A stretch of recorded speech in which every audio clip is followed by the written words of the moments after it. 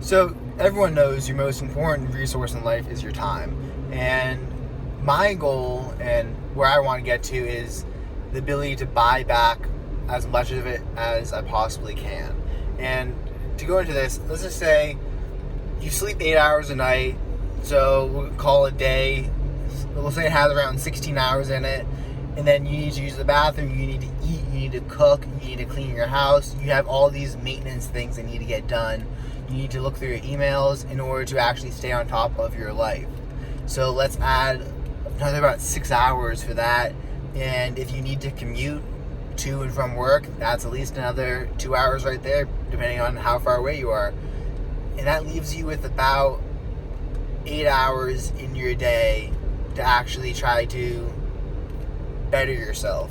And some of that time might be spent working the actual job that pays you to do this in order to stay alive. And then,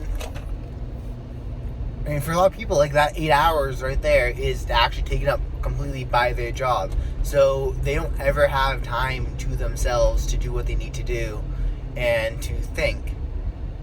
And the thing is, to those who have everything will be given. To those who have little, the little they have will be taken. That's a paraphrase of the quote because I'm not confident I said that correctly. But imagine now you're very successful, you're very wealthy, you're a secretary. Well, that secretary could go to the store, pick things up for you, could go through your emails, could help you organize your calendar, and right there you just bought back some time. Now maybe you have a housemaid come over. That's a decent amount of time right there. Say that you now do not have to spend doing household chores.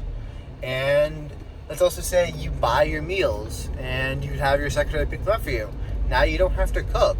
I mean, you can't have your secretary exactly like go poop for you, but like there's still some things you need to do for yourself. But I mean, you can, besides shower and shave, I mean, you can pretty much outsource most of it. And what does this do? Like, what is the point of this? Well, it frees you up. So now you bought back most of your day. You still have to sleep for 8 hours, but you now have time to think and plan and meet with other people and talk business and put together ideas in order to create more wealth, create more money to make yourself even wealthier. And like, you now have time to go to the yacht club and socialize with people. You have time to go to all those dinners and socialize. And that's where the business connections are made. And it's just like, wow, the wealthiest people actually have the most amount of time to put towards becoming wealthier because they're able to outsource all their other labor to people who don't make as much. I mean, if you make $100 an hour and you're mowing your own lawn, you're a dumbass. Like, unless you are just content with being where you are in life, you are a dumbass for mowing your own lawn. And you should instead invest that time into working a little bit more and then pay someone $20 an hour to mow your lawn for you. And that's how it goes. Because, like, you could work one extra hour and save yourself 5 hours by hiring multiple people at $20 an hour, hence freeing up your schedule. And you can make this work even better. Well, not necessarily even better, but you can make this work for you even if you don't make that much money, if you're willing to move to other countries like we talk about in 4 Hour Work Week. So there's this YouTuber, Aquatic Apes, has amazing spearfishing content, but he lives in Bali, where people make next to nothing. I mean, I have a friend who, I was talking to him, I thought he was fabulously wealthy because he was talking about like how he has a chef and drivers and bodyguards, and like he lives in a really poor section of Asia, but like his family only makes like $40,000 a year, but he has all these things because of the currency conversion and the low cost of labor over there. So if you can 4-hour work week, if you can get your job online, then you could easily buy back your time. There's also a book called Buy Back Your Time, which I'm planning on reading and then talking about, but that's up there with 4,000 Weeks, which is another productivity book, or I don't want to say productivity, but prioritization book, because you can only become so productive. The real question is, how can you better prioritize the work that you need to do? Anyways, this is just an idea I wanted to put out there. Hope you got something from it, but it's just a note to myself to keep reminding me of, your time is literally the most precious thing you have. So you have to really pay attention to how you spend it. And I made a video, I think last week, talking about waste not, want not, and how that saying never applies to time. It always applies to saving tiny, minute pennies, but never your actual time. And it's just this mindset we have, or at least this mindset a lot of people in society have, that I'm trying to break out of, where it's trading your time for money, and you never fully appreciate the time you do have, and you always constantly chase the money. And then when you're chasing the money, you sacrifice your health for money, and then you try to buy back your health at the end of your life with the money you have, and you wind up with crappy health and no money at the end of it. And it's just it's these cycles I see carried out in people's lives and people I know, and I'm trying to understand them, how they work, so that I can make sure I don't repeat them myself. But think about that. How much per hour is your time worth? And are you working a 9 to 5? Could you put in overtime? If you can put in overtime versus a standard office job, or say you just get paid per year regardless of the amount of overtime you work, that's not necessarily ideal. But if you get paid, if you get paid like that based off of just how much, on a yearly salary, then your goal should be using the 4-hour work week to minimize the amount of time you actually have to spend at work, because you don't actually need to be there for 8 hours.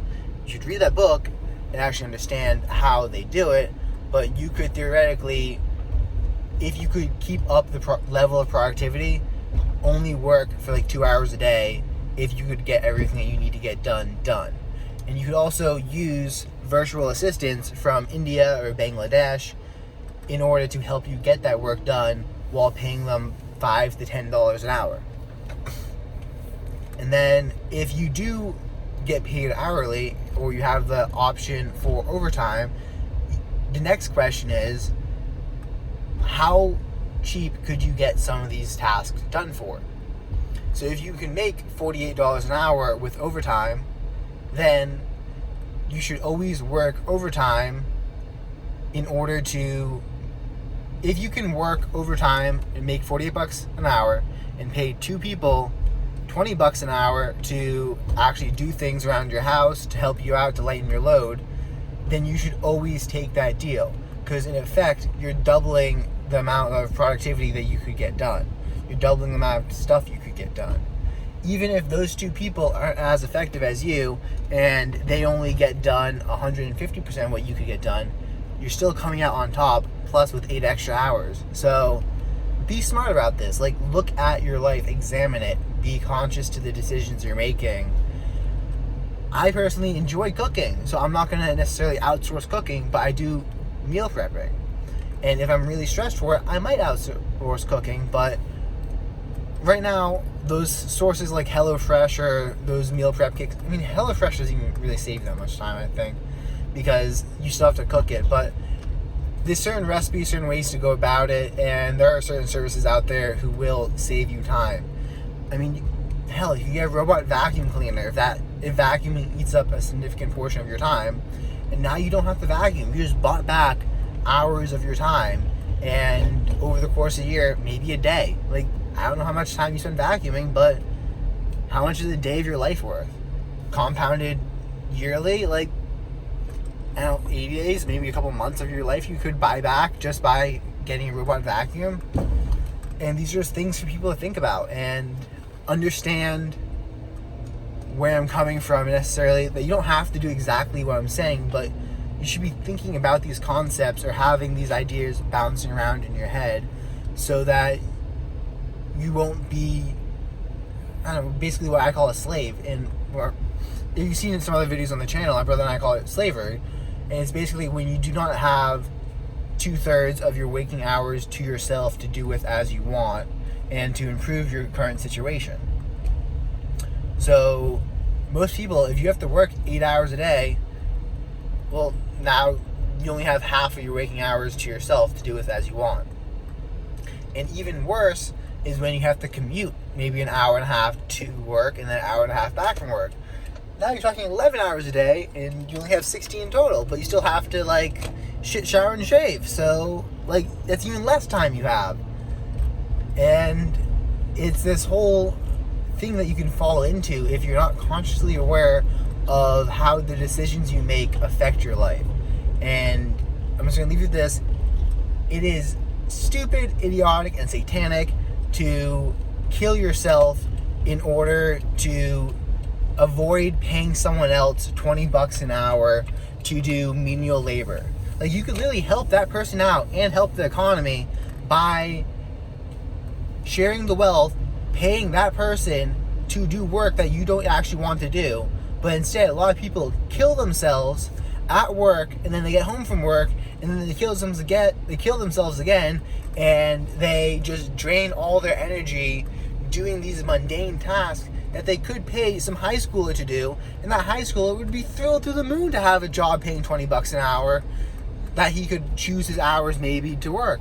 And like literally, it is stupid to not take advantage of this. That high schooler is going to get paid like what, $12, $13 an hour to work some bagging job at a grocery store, or you could have him work for you doing stuff. Like, I was a handyman in high school. People loved paying me. And yeah, I only charged $20 an hour. I could have charged way more, but I got tons of work at $20 an hour. And for me, I was like, oh my God, like all my friends are working menial cashier jobs and they have to show up from this time to this time. I got to choose my own hours. I loved it. I loved working with my hands. I loved the fact that I was my own boss. Like, do not deny another person that joy of being their own boss because you're too fucking cheap to pay out $20 an hour, and instead you need to save that money and like just hoard it and kill yourself at the same time.